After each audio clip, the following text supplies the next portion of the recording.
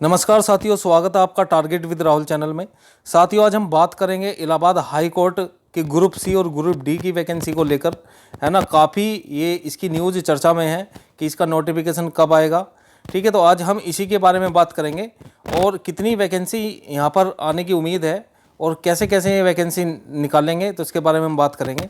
तो साथियों, इससे पहले मैं बता दूँ, देखिए आरटीआई एक साथी ने डाली थी जिसका रिप्लाई इन्होंने दिया, तो उसमें कितनी वैकेंसी के बारे में बात करी है उसके बारे में बात करेंगे और इसमें कुल पद कितने आने की उम्मीद है उसके बारे में हम देखेंगे और इसमें योग्यता क्या लेंगे और इसका परीक्षा पैटर्न क्या होगा, है ना। एग्जाम में जो सिलेबस आएगा वो कैसे कैसे आएगा उसके बारे में हम सभी चीज़ों के बारे में बात करेंगे। तो बने रहे वीडियो के अंत तक, है ना। तो इसमें देखो ऐसा है, आरटीआई के माध्यम से जो आधिकारिक जो जानकारी प्राप्त हुई है, तो उन्होंने कहा भाई जूनियर असिस्टेंट और स्टेनोग्राफर की जो भर्ती है ना, इसके बारे में डिस्कस किया है इन्होंने। जो अन्य जो वैकेंसी आती है जैसे एमटीएस की पोस्ट आती हैं और ड्राइवर की वैकेंसी निकलती है, उसके बारे में कोई जिक्र नहीं किया है। सिर्फ इन्होंने जूनियर असिस्टेंट और स्टेनो की भर्ती का ही जिक्र किया है इस आरटीआई में। ठीक है, अब ग्रुप डी और ड्राइवर के अन्य पद आएंगे जरूर, क्योंकि इसी के साथ आएंगे। हमेशा जो पिछले पैटर्न में मैंने देखा है, ग्रुप सी और ग्रुप डी की बिल्कुल कंबाइंड ही इसकी वैकेंसी देखने को मिलती है। लिखित परीक्षा में एवं स्किल टेस्ट कैसे कैसे होगा इसके बारे में हम पूरी तरह से बात करेंगे, तो बने रहें। अब यहाँ पर देखेंगे साथियों, आरटीआई का जो रिप्लाई है उसमें क्या क्या चीज़ इन्होंने बताई है। तो आरटीआई रिप्लाई में साथियों यही बात पूछी बताई है कि भाई इसमें जो जूनियर असिस्टेंट के पद आएंगे वो 980 पद इसमें जूनियर असिस्टेंट के देखने को मिलेंगे। काफ़ी संख्या में ये हाई कोर्ट के पद हैं। ठीक है, तो 980 जूनियर असिस्टेंट, ये ग्रुप सी की जॉब है साथियों। इसे हिंदी में कनिष्ठ सहायक कहते हैं। जैसे हमारे यूपी में चल रही है, जैसे जूनियर असिस्टेंट 5512 और अन्य 3284 वैकेंसी चल रही है, इसी तरीके से इसकी भी इलाहाबाद हाई कोर्ट में होते हैं। बस ये जो असिस्टेंट होते हैं हाई कोर्ट में होते हैं। इसके बाद में स्टेनो की जो वैकेंसी आएगी वो 323 पदों पर यहाँ पे देखने को मिलेंगी। ठीक है, आंसू लिपिक जिसे कह देते हैं। और टोटल पद इन्होंने आरटीआई के माध्यम से ये बताया कि 1303 पद जो हैं इनके आने हैं और सिर्फ इन्हीं दो पोस्ट के बारे में इन्होंने बात करी है। ना तो ड्राइवर के पोस्ट के बारे में कोई बात करी है और ना ही इसमें एमटीएस के पदों के बारे में कोई बात की है। तो यहाँ पर साथियों ये जो है आरटीआई के जवाब में फ़िलहाल 1303 ही पदों के बारे में इन्होंने बताया। बाकी जब भी ये नोटिफिकेशन आपको देखने को मिलेगा तो लगभग 2000 पदों पर, 2000 प्लस पदों पर ये जो है नोटिफिकेशन आपको देखने को मिलेगा। ठीक है, अब शामिल होने वाले संभावित अन्य पद, यानी कि कौन कौन से और पद इसमें साथियों शामिल होंगे उसके बारे में हम डिस्कस करेंगे। यहाँ पे देखिए साथियों, ये जब भी पोस्ट आएंगी तो ग्रुप सी और ग्रुप डी की एक साथ आती हैं। पिछली उसमें भी देखा होगा आपने कि ग्रुप सी और ग्रुप डी के पदों में ये एक साथ ही वैकेंसी इनको निकालते हैं। और जूनियर असिस्टेंट यानी कि कनिष्ठ सहायक की जो भर्ती है ये ग्रुप सी में आती है। स्टेनो की भर्ती ये भी ग्रुप सी की है। ड्राइवर की ग्रुप सी की भर्ती आती है। एक प्रोसेस सर्वर होता है, उसकी भी वैकेंसी यहाँ पर जो है ग्रुप सी में देखने को मिलेगी। और ग्रुप डी में कौन कौन सी वैकेंसी यहाँ पर देखने को मिलती है, जैसे पियोन हो गया, है ना, ऑफिस पियोन हो गया, ऑर्डरली हो गया, चौकीदार, वाटरमैन, ठीक है, और आपका स्वीपर हो गया, माली, ये सब चीज़ जो हैं, इलेक्ट्रीशियन, ये सब क्या आते हैं, ये सब साथियों इसमें ग्रुप डी की पोस्ट में आते हैं। ठीक है, तो दोनों ही आपको कंबाइंड मिलेंगी और लगभग 2000 प्लस पद इसमें देखने को मिलेंगे जब भी इसका नोटिफिकेशन आएगा। ठीक है, नोटिफिकेशन कब तक आएगा इसके बारे में हम आगे बात करेंगे। यहाँ पे देखिए साथियों, यहाँ जो इसमें आयु सीमा है ना, एलिजिबिलिटी की बात कर लेते हैं कि भाई एलिजिबिलिटी इसमें क्या क्या मांगते हैं। तो यहाँ पे देखो भाई, जिन साथी मतलब जो जिनकी एज ज़्यादा है, तो यहाँ पर एज का कोई वो नहीं है, एज की लिमिट काफ़ी है। यहाँ पर 18 से 40 साल इन्होंने मांगे हैं कि 18 से 40 साल का अभ्यर्थी, और वो जो चाहे जनरल कैटेगरी से हो, ठीक है, तो जनरल कैटेगरी के लिए भर सकता है 18 से 40 साल। और बाकी अगर कोई इससे ऊपर है और वो ओबीसी एससी एसटी में आ रहा है तो उसे 5 साल की छूट दे दी जाएगी। ठीक है, तो वही नियम है जैसे यूपी में होता है, 5 वर्ष की उसे छूट मिलेगी। और पीडब्ल्यूडी यानी कि जो फिजिकल हैंडीकैप है जैसे, तो उसे नियमानुसार जो भी नोटिफिकेशन में होगी उसके हिसाब से, भूतपूर्व सैनिक को भी ऐसी और खिलाड़ी को भी इसी तरीके से जो नोटिफिकेशन में लिखा होगा उस हिसाब से यहाँ पर जो है उसको छूट मिलेगी। अब यहाँ पर हम बात कर लेते हैं साथियों, देखिए यहाँ पर कि इसमें जो है कैसे कैसे परीक्षा होती है, ठीक है, क्या क्या इसमें क्वालिफिकेशन मांगी जाती है उसके बारे में हम बात करेंगे। देखो, जो भी साथी इसमें जो नया फॉर्म भरने जा रहा है या पहली इसकी वैकेंसी देख रहा है इलाहाबाद हाई कोर्ट की, तो इसमें मैं आपको बता दूं, देखिए जो जूनियर असिस्टेंट पद है ना, ये क्लर्क लेवल का पद है और इसमें 12th पास मांगते हैं। क्या मांगते हैं, 12th पास, और इसमें साथ ही आपको जो है CCC का सर्टिफिकेट आपके पास में होना चाहिए। ये 3 महीने का कोर्स हो जाता है, साथ ही 3 महीने में ये जो है इसका सर्टिफिकेट मिल जाता है गवर्नमेंट की तरफ से ही, NEET की तरफ से आपको जो है इसका सर्टिफिकेट मिल जाएगा। अगर किसी साथी के पास में अभी भी नहीं है तो अभी भी मौका है, ठीक है, फॉर्म भर दो, 1-2 महीने लगभग जो है इसमें लग जाएंगे अभी, तो इसे जो है आप जो इस सर्टिफिकेट को ले सकते हैं। और इसमें 25 की स्पीड तो हिंदी में चाहिए और 30 की स्पीड इसमें अंग्रेजी की चाहिए। दोनों ही टाइपिंग इसमें होती है, ये मैं बात आपको बता रहा हूँ, ठीक है। दोनों ही टाइपिंग होगी, जैसे यूपी में होती है जूनियर असिस्टेंट में, इसी तरीके से इलाहाबाद हाई कोर्ट में भी दोनों ही टाइपिंग मांगते हैं, ठीक है। और टाइपिंग के भी इसमें नंबर मिलते हैं, कैसे कैसे मिलेंगे उसके बारे में हम बात करेंगे। और देखो यहाँ पे स्टेनोग्राफर, इसमें ग्रेजुएशन मांगते हैं भाई, इसमें ग्रेजुएशन मांगते हैं। CCC भी होना चाहिए स्टेनो को, उसके पास में सर्टिफिकेट भी होना चाहिए। शॉर्ट हैंड में यानी कि उसकी स्पीड 80 वर्ड पर मिनट होनी चाहिए, और जबकि टाइपिंग में दोनों होनी चाहिए, हिंदी में 25 की और अंग्रेजी में 30 की यहाँ पर मांगी गई है, जो सेम है जैसे जूनियर असिस्टेंट की है इसी तरीके से इसकी है, ठीक है भैया। और बात करते हैं अब देखो यहाँ पे ड्राइवर पद की, तो ड्राइवर में जो है एक तो 10th पास होना चाहिए, इसमें 10th पास चाहिए। कॉमर्शियल ड्राइविंग लाइसेंस यानी कि आप कह सकते हो हैवी लाइसेंस इसमें चाहिए होता है, 3 साल की इसमें जो है ड्राइविंग का अनुभव होना चाहिए, ठीक है। आपका जो है ग्रुप डी की पोस्ट है 8th और 10th से निकलती है ना, ज़्यादातर आपको पता ही है 10th ही मांगते हैं। तो ये पद अनुसार है कि किसकी कौन सी पोस्ट आप भर रहे हो, है ना। हो सकता है कुछ पोस्टों में ये 8th क्लास में मांग लेते हैं, ठीक है। ये तो रहा इनका जो है इसमें क्या क्या क्वालिफिकेशन चाहिए, इसके बारे में मैंने आपको बता दिया है, ठीक है। स्टेनोग्राफर में भी CCC चाहिए होगा ज़रूर, ठीक है। आगे हम बात कर लेते हैं। अब देखो यहाँ पर संपूर्ण चयन प्रक्रिया, यानी कि इसका चयन होता कैसे है। तो यहाँ मैं आपको बता दूँ साथियों, ये जो है इलाहाबाद हाई कोर्ट ये बहुत जल्दी से वैकेंसी करा लेती है, यानी कि फॉर्म आने के लगभग 3 से 4 महीने में ये जो है ज्वाइनिंग तक दे देती है ना। बहुत स्पीड से प्रोसेस चलता है, ऐसा नहीं है जैसे UPSSC आयोग है ना, बहुत काफ़ी लंबा कर रहा है, कई साल हो गए भर्ती अटके हुए, पेंडिंग रिजल्ट पड़े हुए, है ना, कोई बात ही नहीं हो रही उन पर। तो ये इस तरीके से नहीं करता है, ये जो है लगभग 3 से 4 महीने में इसकी नौकरी, यानी कि समझ लो मैक्सिमम 6 महीने ज्वाइनिंग दे देता है, ठीक है। तो बस नोटिफिकेशन आने की देर है, ये जल्द से जल्द जो है लेंगे। जबकि आपको पता है कि भाई AHC RO का जो है अब एग्ज़ाम होना है, ठीक है। तो उसके बाद ही मेरे हिसाब से जो है इसका नोटिफिकेशन देखने को मिलेगा।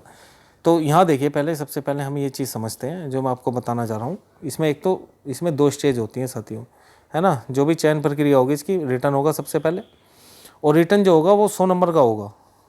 इसके बाद में फिर दूसरी स्टेज होगी वो स्किल टेस्ट की होगी, जूनियर असिस्टेंट और स्टेनोग्राफर के लिए बता रहा हूँ मैं फिलहाल, ठीक है। तो इसमें 2 स्टेज होती है, तो पहला रिटर्न का हो गया, दूसरा स्किल का हो गया। तीसरी स्टेज आपकी है डॉक्यूमेंट वेरिफिकेशन की, ठीक है। ये तो दोनों मैन है भाई, ठीक है। इसमें तो आपको जो है रिटर्न में आप अच्छे नंबर लाओगे तब आपका स्किल टेस्ट होगा, फिर आपका डॉक्यूमेंट वेरिफिकेशन, और इसके बाद में फाइनल मेरिट लगती है, उसके हिसाब से ही यहाँ पे चयन हो जाता है। अब यहाँ हम आगे बात कर लेते हैं भाई मेरिट का जो आधार है वो क्या रहता है। तो मेरिट का आधार कैसे रहता है, देखो जूनियर असिस्टेंट और स्टेनोग्राफर पदों के लिए मैं आपको बता रहा हूँ, तो रिटर्न एग्जाम, स्किल टेस्ट, इन दोनों के मार्क्स को जोड़कर इसकी मेरिट बनाई जाती है, ठीक है। जबकि यूपी में जो जूनियर असिस्टेंट है इसमें केवल क्वालिफाई है। इसमें क्या है, इसमें टाइपिंग के भी मार्क्स जुड़ते हैं, कैसे कैसे जुड़ेंगे उसके बारे में भी बात करेंगे, है ना। बने रहे वीडियो के अंत तक। देखो यहाँ पर देखिए साथियों, लिखित परीक्षा का जो पैटर्न है ग्रुप C और ग्रुप D का स्टेज फर्स्ट के लिए बता रहा हूँ वो क्या रहने वाला है। तो यहाँ देखो जो परीक्षा का स्वरूप है, यानी कि परीक्षा कैसे कैसे ली जाती है। कुल प्रश्न इसमें MCQ आते हैं, है ना, तो 100 नंबर के आते हैं, 100 प्रश्न आपको मिलेंगे, 100 ही नंबर के। इसमें टाइम मिलता है 90 मिनट, यानी कि तुम कह सकते हो 1.5 घंटा इसमें मिलता है, और नेगेटिव मार्किंग नहीं है। ये बहुत अच्छी बात है इसमें कि नेगेटिव मार्किंग नहीं है इसमें, ठीक है। कट ऑफ अच्छी खासी जाती है इसमें, कभी ये सोचो भाई इसमें नेगेटिव मार्किंग नहीं है तो इसलिए कट ऑफ इसकी जो है ठीक ठाक ही जाती है। यहाँ पर देखिएगा, अगर मैं इसकी उसके सिलेबस की बात करूँ तो ये 4 भागों में बांटा हुआ है। इसमें देखो हिंदी आपको देखने को मिलेंगे, अंग्रेजी, सामान्य ज्ञान और गणित। रीजनिंग के प्रश्न नहीं होते, हो सकता है 1 आध प्रश्न दे दे, बाकी रीजनिंग इसमें सब्जेक्ट में दी नहीं है। तो 25-25 अंकों में ये डिवाइड कर रखे हैं, 25 की हिंदी, 25 की अंग्रेजी, 25 की आपका जो है GK GS है, और गणित है 25 नंबर का। तो इस तरीके से ये जो है इसमें ये जो सब्जेक्ट हैं, जो सिलेबस है, दोनों के लिए सेम है, चाहे वो स्टेनो हो, है ना, चाहे वो स्टेनो हो या आपका जो है जूनियर असिस्टेंट हो, दोनों के लिए यही एग्ज़ाम आता है स्टेज फर्स्ट में। अब बात करते हैं स्टेज सेकंड में, तो जूनियर असिस्टेंट और उसके लिए स्टेनो के लिए। तो सबसे पहले हम जूनियर असिस्टेंट के बारे में बात कर लेते हैं। एंड स्टेनो देखो, कुल यहाँ पर जो टाइपिंग होती है स्टेज 2 में टाइपिंग होती है, टाइपिंग जूनियर असिस्टेंट के लिए। तो भाई 50 नंबर की होती है दोनों टाइपिंग, ठीक है। हिंदी में आपको जो है 25 की स्पीड मांगी जाती है ना, WPM की, वर्ड पर मिनट 25 की स्पीड चाहिए होती है। इंग्लिश में आपको जो है 30 की स्पीड मांगेगा, ठीक है, 30 की स्पीड। इसमें जो है नंबर के होते हैं, 25 नंबर की तो हिंदी की होगी और 25 की ही आपकी अंग्रेजी की होगी। तो दोनों को मिलाकर लगभग ये जो है बैठते हैं 50 नंबर, ठीक है, स्टेज सेकंड में। अब दोनों के 50 नंबर बैठते हैं, तो दोनों में जो ये 50 नंबर है, हर टाइपिंग में आपको जो है 10-10 नंबर लानी ज़रूरी है। ऐसा नहीं है मान लिया तुम अंग्रेजी में तो लिया है 20 नंबर और आपने जो हिंदी की टाइपिंग करी है उसमें रह गए तुम्हारे 8 नंबर, ठीक है, तो तुम क्वालिफाई नहीं हो। फिर क्वालिफाई होने के लिए मिनिमम आपको 10-10 नंबर दोनों में चाहिए होंगे, ठीक है। तो 10 नंबर से ऊपर कितने भी हों, अगर आपने दूसरी में मान लिया तुम 20, अब तुम क्या मुझे टोटल 20 नंबर मिनिमम चाहिए, नहीं, ऐसा नहीं है कि अगर आपने एक में तो कर दिए 15 नंबर, एक में कर दिए 5 नंबर, तो ऐसे तो 20 नंबर हो गए तुम्हारे। इस तरीके से नहीं, यानी कि 10 क्वालिफाई होने के लिए जरूर चाहिए मिनिमम। अब शॉर्ट हैंड वाले सुन लो भाई, शॉर्ट हैंड वाले क्या होंगे, यहाँ पर देखो 80 वर्ड पर मिनट तो आपको जो है शॉर्ट हैंड की स्पीड होनी चाहिए, है ना, कंप्यूटर पर निर्धारित समय पर। और जो है इसमें जो टाइपिंग आपकी होगी मंगल फॉन्ट में, ठीक है, वो तो मंगल फॉन्ट और कुर्तीदेव दोनों ही होता है। बाकी जो है लिखित परीक्षा, अब यहाँ ये जो टाइपिंग स्पीड की बात करिए दोनों के लिए, ठीक है, इसमें भी शॉर्ट हैंड में भी चाहिए और 80 वर्ड पर मिनट की शॉर्ट हैंड भी चाहिए, और ये दोनों टाइपिंग आनी चाहिए क्योंकि दोनों टाइपिंग इसमें लेते हैं, ठीक है जी। आगे हम बात कर लेते हैं, देखिए ग्रुप डी के बारे में। ग्रुप डी में क्या होता है, यहाँ पे देखो ग्रुप डी में पियोन की, प्रोसेस सर्वर आदि इनकी परीक्षा होती है। और ये भी देखो सबसे बड़ी बात ये है, ग्रुप डी में भी ये 2 स्टेज में एग्ज़ाम ले रहे हैं, 2 एग्ज़ाम, ठीक है। स्टेज फर्स्ट में एक एग्ज़ाम होगा, ठीक है, ये प्री कह सकते हो आप, है ना। फिर दूसरा स्टेज सेकंड में, इसमें स्किल टेस्ट नहीं है तो इसमें भी एग्ज़ाम ही होगा, ठीक है जी, इसमें भी एग्ज़ाम होता है। तो ये दोनों एग्ज़ाम के हिसाब से इसकी मेरिट बनाई जाती है। जैसे ऊपर वाला बताया मैंने जिसमें स्किल टेस्ट है, 100 नंबर का एग्ज़ाम हो जाएगा और 50 नंबर की है, तो ये 150 नंबर में से तुम्हारी मेरिट लगेगी, क्योंकि 50 नंबर टाइपिंग के जुड़ेंगे ना। ऐसे ही यहाँ ग्रुप डी में 100 क्वेश्चन, 100 नंबर का स्टेज फर्स्ट होगा, है ना, स्टेज सेकंड भी 100 नंबर का होगा, तो इसमें इन्हें 200 नंबर में से मिलेगी, ठीक है, इसके हिसाब से मेरिट लगती है। फिर स्टेज, अब देखो अंतिम जो मेरिट लगेगी स्टेज फर्स्ट और स्टेज सेकंड के अंकों को मिलाकर मेरिट तैयार की जाती है। कोई स्किल या टाइपिंग टेस्ट तो इसमें है नहीं, केवल लिखित परीक्षा के आधार पर ही चयन होगा, ठीक है जी। तो ये हमें ग्रुप डी के बारे में पता चल गया। अब इसकी बात करते हैं जी, नोटिफिकेशन इसका कब तक आने की उम्मीद है। तो भाई कब तक इसका नोटिफिकेशन आ सकता है, तो संभावित है कि भाई सितंबर में आपको देखने को मिल जाए, ठीक है, सितंबर लास्ट तक आपको जो है इसका नोटिफिकेशन देखने को मिल जाएगा। और लगभग 2000 प्लस पदों पर ये वैकेंसी आएगी, है ना। ग्रुप सी और ग्रुप डी दोनों ही पद इसमें आएंगे, ठीक है। अभी जो 1303 मैंने आपको बताए हैं ये ग्रुप इसके ही है, स्टेनो के और जूनियर स्टैंड के मिला के, ठीक है। बाकी जो ग्रुप सी डी की वैकेंसी इसमें जोड़ेंगे तो लगभग 2000 प्लस पदों पर ये वैकेंसी आएंगी। बहुत अच्छा मौका है आपके पास में।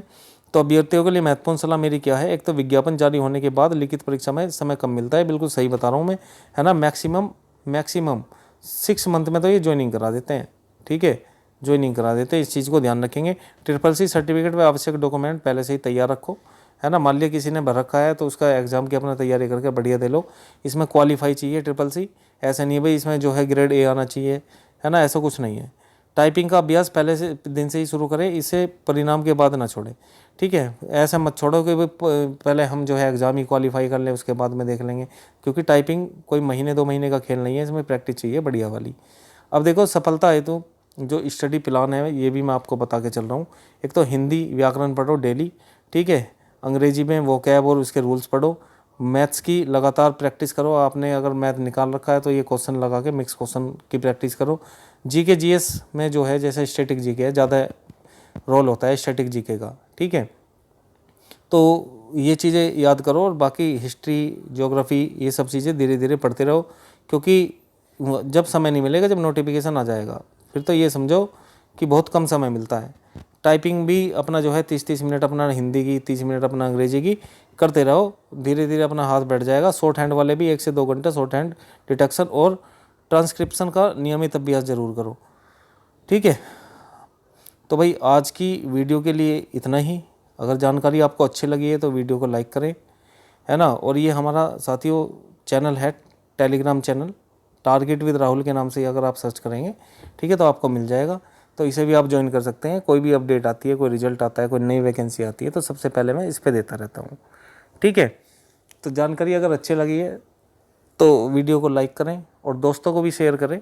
ठीक है, अगर कोई साथी चैनल पर नया जुड़ा है वो चैनल को सब्सक्राइब कर लें, क्योंकि इस तरीके की छोटी बड़ी अपडेट आपको इस चैनल पर मिलती रहती है। मिलते हैं नेक्स्ट वीडियो में। धन्यवाद। जय हिंद।